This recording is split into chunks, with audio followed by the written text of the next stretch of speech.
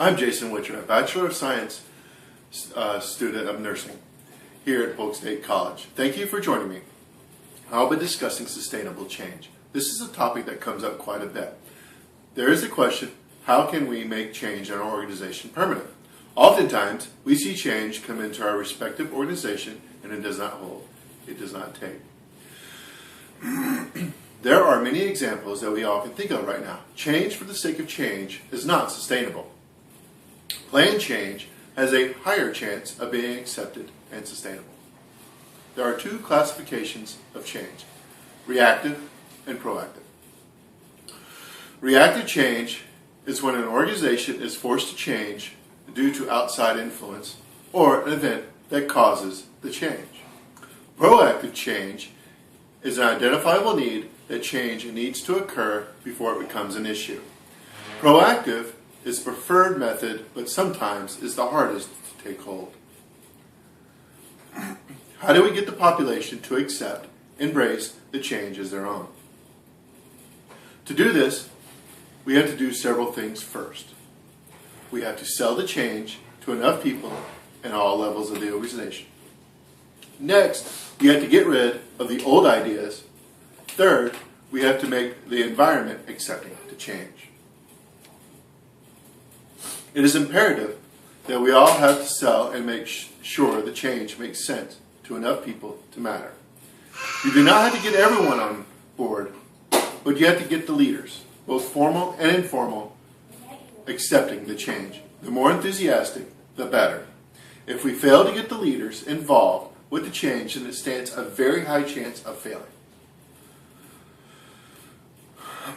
For the change to remain permanent, and for not to resort back to the old ways, especially with proactive change, we have to get rid of the old ways of thinking and to keep the new ways. This has been understood for a long time.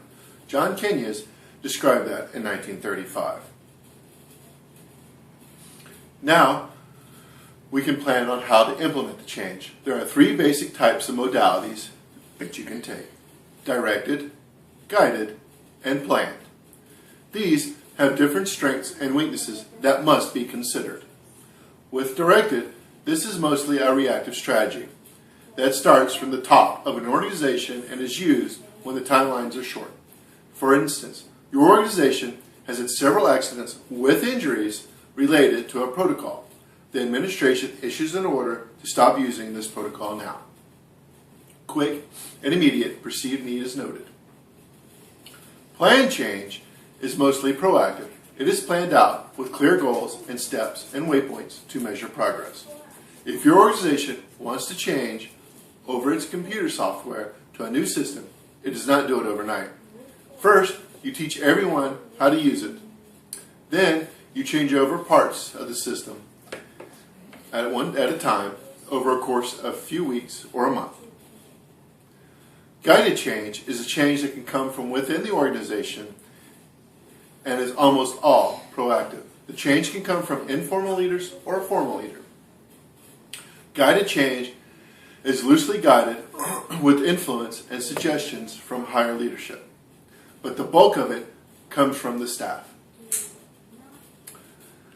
This would be staff committee type like shared governance. The shared governance recommends uniforms colors for staff to help patients recognize staff roles and improve patient satisfaction scores. By using the correct type of change, selling the need to nurse leaders in our organization and planning, hopefully we as nurses can have change stay. If the change fails to take hold, then we risk the change becoming irrelevant. Change is stressful enough as is doing it the second time. If we fail to take hold of the change, we can suffer severe consequences. Thank you for joining me here today.